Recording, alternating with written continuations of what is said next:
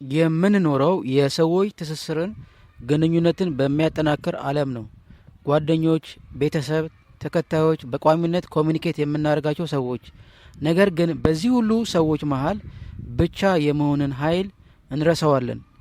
እርግጥ ነው ብቸኝነት ይጎዳል። ነገር ግን ለእኛ በሚጠቅም መልኩ ከተጠቀምነው ልንፈወስበት፣ ህይወታችንን ልንገነባበት እና ልናሻግርበት እንችላለን። ዛሬ እንፈትሻለን። 10 ብቻ የመሆን ኃይለኛ ጥቅሞችን እናያለን። ይህን የምናደርገው ብቸኝነትን ለመስበክ ሳይሆን የምናገኘውን ጥንካሬ ለማንሳት ነው። እንጀምር። 1 ራስህን ማወቅ። ብቻህን ስትሆን የራስህን ድምፅ መስማት ትጀምራለህ።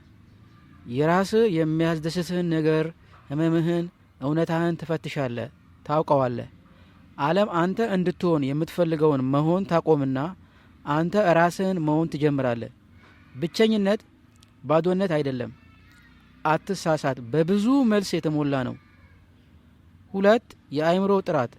ብቻ መሆን ከሌሎች የሚመጣውን ጫጫታ አስተያየት ያስወግዳል።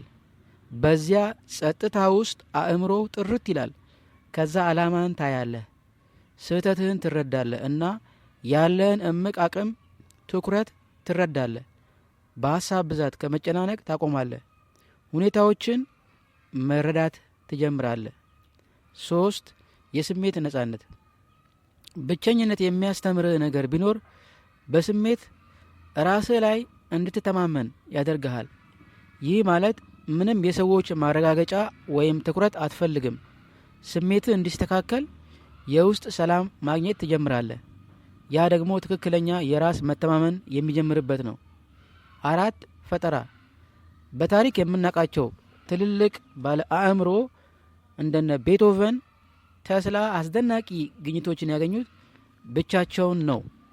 ብቻህን ስትሆን የማሰላሰል በአይነ ህሊና የማየት አቅምህ ይሰፋል። አዲስ ነገር ስትፈጥር በጥልቀት ከውስጥ በማመንጨት ነው፣ ያለምንም ገደብ። 5 ከድራማ ነፃ መሆንን። ምንም አናዳጅ ንግግር፣ የማስመሰል ፈገግታ እና የስሜት መረበሽ አይኖርም። ብቸኝነት ህይወትህን ከሚያመሰቃቅል ሪሌሽን ነፃ ያደርጋል። አንተን የሚመጥንን ህይወት ለመገንባት እድልና ጊዜ ይሰጠሃል። 6 ጠንካራ ደመነፍስ። ብቻ መሆን ውስጥ ካለው ከሚያወራህ አንተነትህ ጋር ትገናኛለህ። ከደመነፍስህ ጋር ራስህን ማመን ትጀምራለህ። ደመነፍስህን ማመን ትጀምራለህ። ግምት ታቆምና ውሳኔዎችህ እውነተኛ ስሜት ላይ የተመሰረቱ ይሆናሉ። 7 የተሻለ ትኩረትና ውጤታማነት።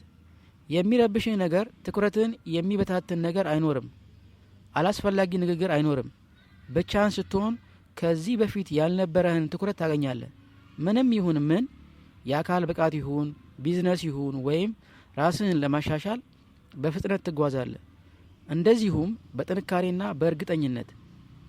8 መንፈሳዊ እድገት። ብቸኝነት ብዙ ጊዜ ወደ መንፈሳዊ እድገት ያመራል። ጥልቀት ያለው ጥያቄ መጠየቅ ትጀምራለህ። ስለ ህይወት፣ ስለ ዓላማ፣ ስለ መኖር። ለእነዚህ ጥያቄ መልስ ለማግኘት ደግሞ ከፈጣሪ ጋር ያለህን ኮኔክሽን ታሳድጋለህ። ፈጣሪን የበለጠ ታምናለህ። ያ ደግሞ ከፍ ያደርጋል። 9 ጽናት እና የውስጥ ጥንካሬ። ብቸኛ ስትሆን ምን ትገነባለህ? ጸጥ ያለ የማይናወጥ ጥንካሬ ትፈጥራለህ። ፍርሃትን ፊት ለፊት መጋፈጥን ትማራለህ፣ ያለምንም እርዳታ። ለማልቀስ፣ ከዛ ለመነሳት፣ ለመውደቅ፣ ከዛ ለመገንባት። ይህንን ጽናትህ ያንተ ትልቅ ኃይል ይሆናል። 10 ትክክለኛ ሰዎችን ወደ ራስህ ትስባለህ። በብቸኝነት ውስጥ ስታድግ የውሸት ጓደኞችን መከተል ታቆማለህ፣ ወይም የአንድ ወገን ፍቅር ማሳደድን ታቆማለህ። በዛ ምትክ ከአንተ ሰላም ጋር አብሮ የሚሄድ ተመሳሳይ ዓላማ ያላቸውን ወደ አንተ ትስባለህ።